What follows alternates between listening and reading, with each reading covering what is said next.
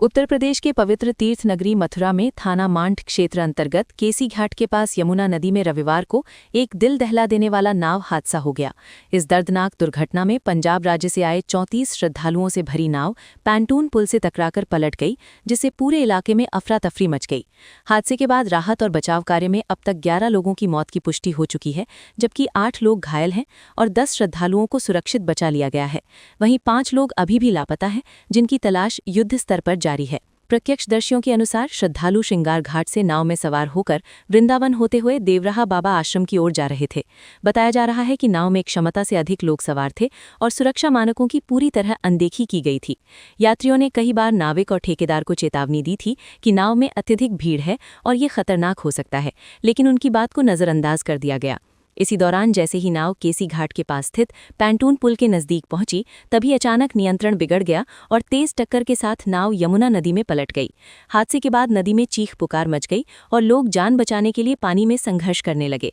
स्थानीय लोगों और गोताखोरों ने तुरंत राहत कार्य शुरू किया और प्रशासन को सूचना दी। कुछ ही देर में मौके पर पुलिस, प्रशासनिक अधिकारी और राहत दल पहुंच गए। अब तक कुल 34 लोगों को रेस्क्यू कर अलग अलग अस्पतालों में भेजा गया है। अस्पताल प्रशासन के अनुसार इनमें से 11 श्रद्धालुओं, 6 महिलाएं और 5 पुरुषों को मृत घोषित कर दिया गया। 8 घायलों का इलाज जारी है, जिनमें कुछ की हालत गंभीर बताई जा रही है। वहीं 10 लोग सुरक्षित हैं और उन्हें प्राथमिक उपचार के बाद निगरानी में रखा गया है। सबसे चिंताजनक स्थिति 5 लापता श्रद्धालुओं को लेकर बनी हुई है। उनकी तलाश के लिए बड़े स्तर पर सर्च ऑपरेशन चलाया जा रहा है। मौके पर एनडीआरएफ की 8 टीमें, एसडीआरएफ की 5 टीमें और फ्लड पीएसी की 3 टीमें लगातार यमुना नदी में तलाशी अभियान चला रही हैं। गोताखोरों की मदद से नदी के गहरे हिस्सों में भी सर्च ऑपरेशन जारी है।